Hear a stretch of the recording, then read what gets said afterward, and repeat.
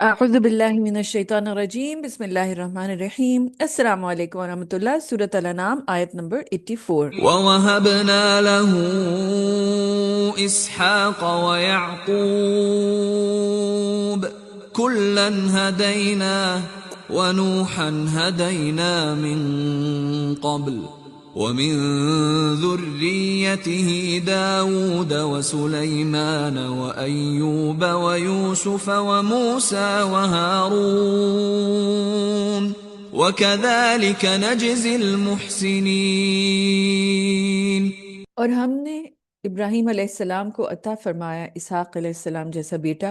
اور یعقوب علیہ السلام جیسا پوتا، اور ان سب کو ہم نے ہدایت دی، اور نوح علیہ السلام کو بھی ہم نے ہدایت دی تھی ان سے پہلے،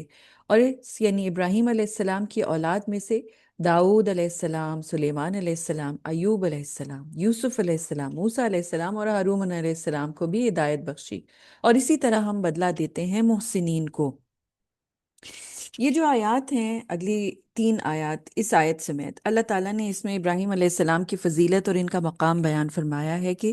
جب انہوں نے اللہ سبحانہ و تعالیٰ کی رضا کی خاطر اپنی پوری قوم اور ان کے معبودوں سے برات کا اعلان کر دیا، تو اللہ تعالیٰ نے انہیں اور ان کی بیوی سارہ کو بطور جزائے خیر بڑھاپے میں اسحاق کی بشارت دی، اور اسحاق کے بیٹے یعقوب کی بشارت دی۔ نیز یہ بشارت، یعنی یہ جو خوشخبری اور گڈ نیوز تھی کہ بیٹا اور پوتا دونوں نبی ہوں گے، جیسا کہ اللہ سبحانہ و تعالیٰ نے سورہ ہود کی آیت نمبر 71 میں بھی فرمایا، فَبَشَّرْنَاهَ بِإِسْحَاقَ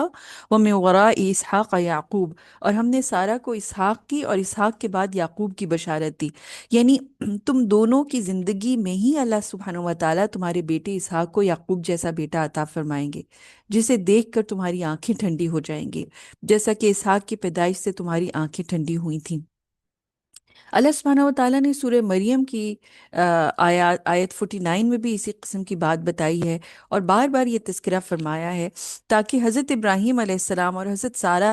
کی جو قربانیاں ہیں، اللہ سبحانہ و تعالیٰ دنیا میں بھی ان کو ریوارڈ کرے، دنیا میں بھی ان کا بدلہ دے ان کو، آخرت میں تو وہ بدلہ اللہ سبحانہ و تعالیٰ نے رکھا ہی ہے۔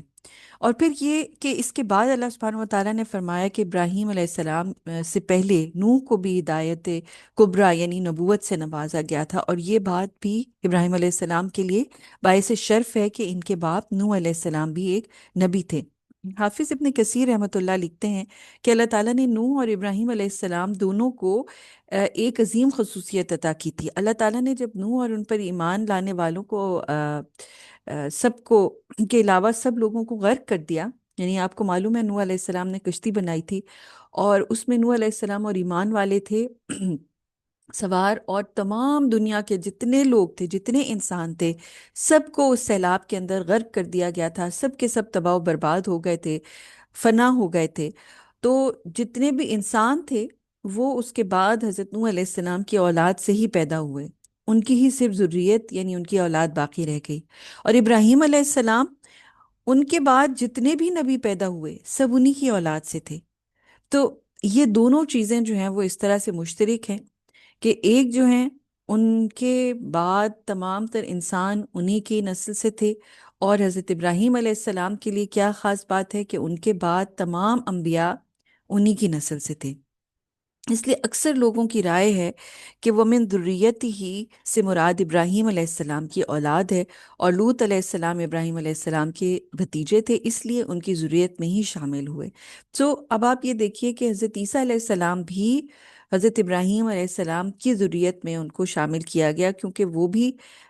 نبی تھے، حالانکہ وہ مریم علیہ السلام کے بطن سے بغیر باپ کے پیدا کیے گئے تھے۔ اور اب یہ بات اس کی دلیل ہے کہ جو لڑکیوں کی اولاد ہیں وہ بھی آدمی کی ذریت میں داخل ہوتی ہے۔ تو اب یہاں پر آپ یہ دیکھیے کہ حضرت ابراہیم علیہ السلام کو اللہ سبحانہ و تعالیٰ نے ایک بہت ہی اعلیٰ درجہ دیا۔ اس سے پچھلی آیات میں ہم نے ان کی قربانیاں دیکھیں، کیسے اللہ نے ان کو آزمایا، کیسے ہر آزمائش میں وہ پورے اترے، اور انسان یہ سوچتا ہے کہ اتنی زیادہ قربانیاں،